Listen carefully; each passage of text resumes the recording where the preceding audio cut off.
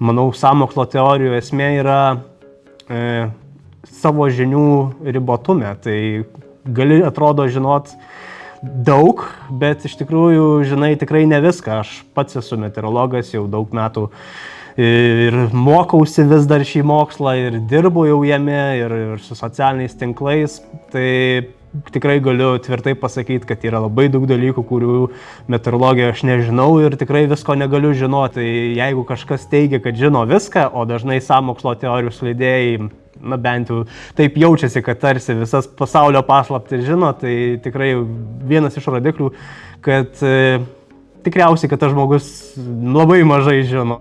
Pats dalykas kaip sąmokslo teorija, tai, sakyčiau, ir pasaulyje, ir tuo labiau Lietuvoje tai tikrai nenaujas dalykas. Pirmojo pasaulinio karo metais virš Lietuvos pasirodė pirmieji lėktuvai. Reikėtų įsivaizduoti, kaip tai galėjo atrodyti žmonėm. Sunkesnis už orą metalo gabalas skrieja ore, dangui ir tai atrodė kaip velnio išmislas. Žmonės tai ir vadino velnio išmislu. Aišku, ne visi žmonės, bet dažniausiai, kurie mažiau matę yra tų visų technologinių atradimų ir taip toliau. Tai kai pasirodė Lietuvoje lėktuvai, tai tikrai persižegnodavo net ir vadino velnio išmislu ir tikrai daiktas, į kurį tikrai nereikėtų lipti ir prisiliesti. Na ir po to jau tarpukariu irgi, kaip tik dabar šimtmetis minimas Lietuvos radijo, tai irgi, kai tik atsirado radijas, iš karto Lietuvoje taip jau sutapo, kad orai subjuro.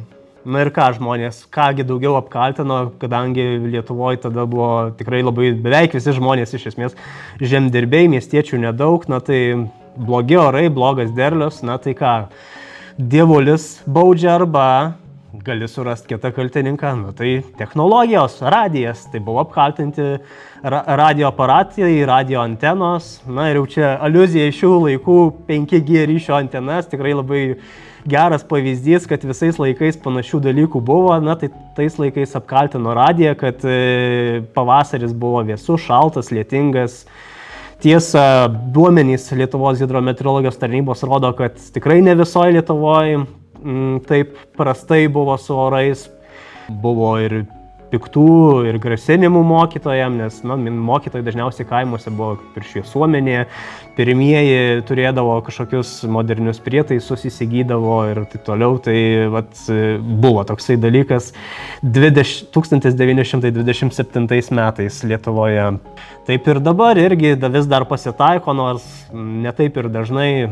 Prieš keletą metų 5G ryšio antenų, visi tie pasipiktinimai, raginimai netgi deginti, griauti antenas. Yra meteorologiniai radarai, kurie irgi žmonės kartais bijo tokių renginių, esą švitins bangom kaip mikrobangė ir taip toliau. Tai tokie dalykai, tokios mintys kyla iš nežinojimo elementaraus, nes pats radaras prie jo, būnant prie pat tos veikiančios antenos, taip būtų blogai, kenksminga, tačiau nebūtų mirtina. Ir aišku, ta pati antena dėl to ir yra iškelta aukštai, nes jinai ir nukreipta į dangų, jinai žemės nešvitina, nes tikslas yra matyti, ar artėja, ar krituliai ir kokie tie yra krituliai. Tai vien dėl to reikėtų, sakyčiau, remtis logiką konkrečiai apie radarą meteorologinį.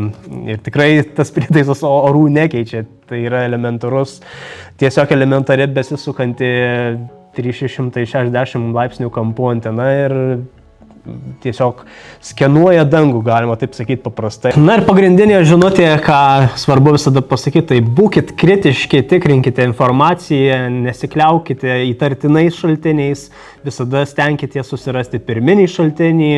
Tai pirminis šaltinis gali būti ir vietinė meteorologijos tarnyba, jeigu kalbame apie meteorologinius, hidrologinius dalykus.